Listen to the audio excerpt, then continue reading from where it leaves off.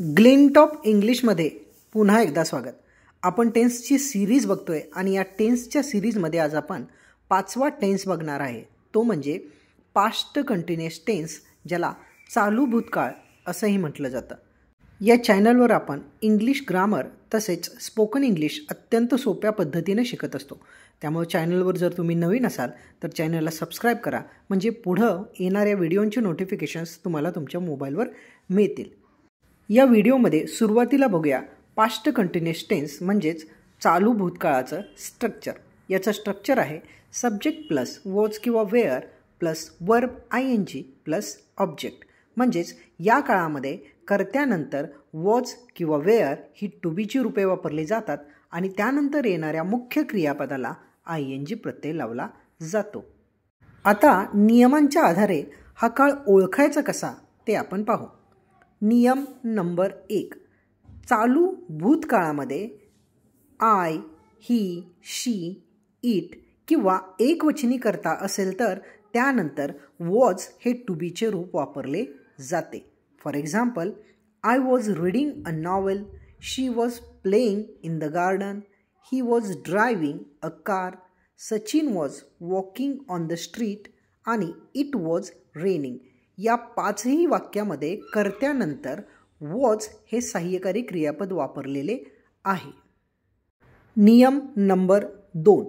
Hypothetical म्हणजेच काल्पनिक किंवा तात्पुरत्या गृहीत धरलेल्या गोष्टींबद्दल उल्लेख करण्यासाठी आय नंतर वेअर सुद्धा वापरले जाते. मात्र हा काळ चालू भूतकाळ नाही तर साधा भूतकाळ म्हणून वापरला जातो. For example, if I were rich I would buy a car. म्हणजेच मी जर श्रीमंत असतो तर मी कार विकत घेतली असती. यामध्ये शक्यता किंवा संभाव्यता दर्शवण्यासाठी आय नंतर वेअरचा वापर केला गेलेला आहे. नियम नंबर 3. दे, वी, यू किंवा अनेक वचनी कर्ता असेल तर कर्त्यानंतर वेअरचा वापर केला जातो. For example, they were dancing on the bed, we were enjoying the rain, you were making mistakes आणि boys were quarreling with each other.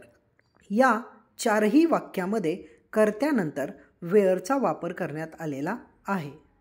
नियम number 4.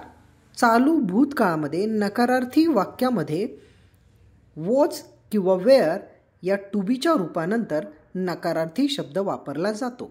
For example, they were not going anywhere, she was not accepting her fault, I was not calling him, you were not listening to me. या 4ही वाक्यामध्ये was आणि wear नंतर नकारार्थी शब्द वापरला गेलेला आहे. तर हा होता आजचा आपला व्हिडिओ. या व्हिडिओमध्ये आपण पास्ट कंटिन्युअस टेन्सचे स्ट्रक्चर आणि तो ओळखायचा कसा या संबंधीचे नियम बघितलेले आहेत. व्हिडिओ जर आवडला असेल तर लाईक करा, शेअर करा, सबस्क्राईब करा आणि फॉलो करायला अजिबात विसरू नका.